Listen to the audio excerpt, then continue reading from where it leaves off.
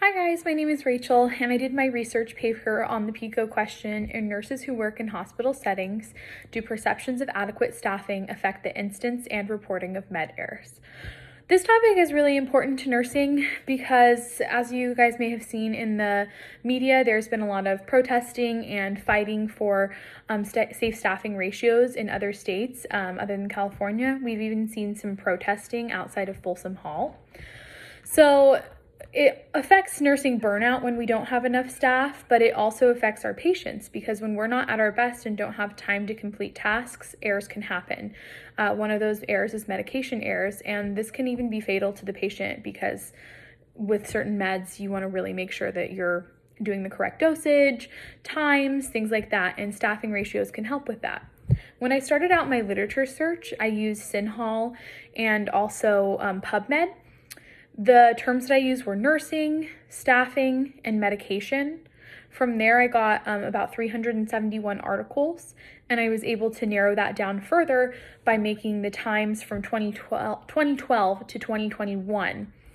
And from there, I made sure I went through, I had about 7 articles after I limited things to full text as well. And I went through and made sure I picked the ones that actually mentioned medication errors instead of just errors in general.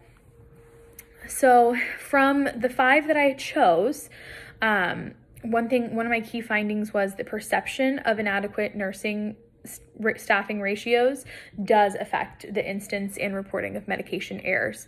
So 4 out of 5 of my studies showed that. They used various methods and reported various things such as burnout, and then perception of the adequate staffing ratios.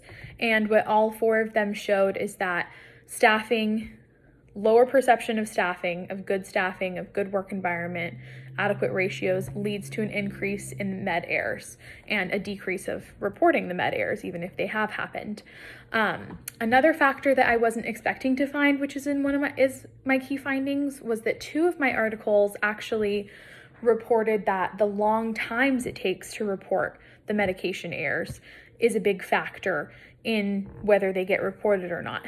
And staffing could actually help with this as well, because if you have adequate staffing, you're not going to be worried about the time that it takes you to fill out a report as much because you know that you have a patient load that is manageable for you still.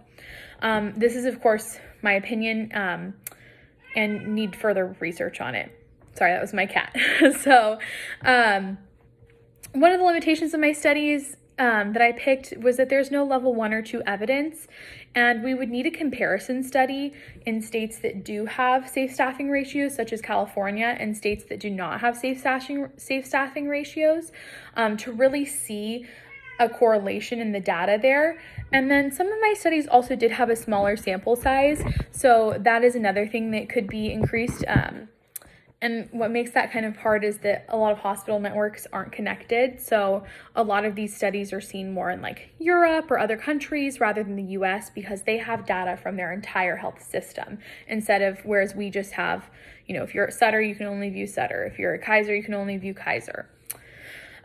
So considering the limitations in the research, although there was a correlation that you could kind of see with the medication errors and the staffing, I wouldn't recommend that we implement changes immediately. I think that we need to do some more research, get some more of that level 1 and 2 evidence, and then also do some comparison studies in order to change it.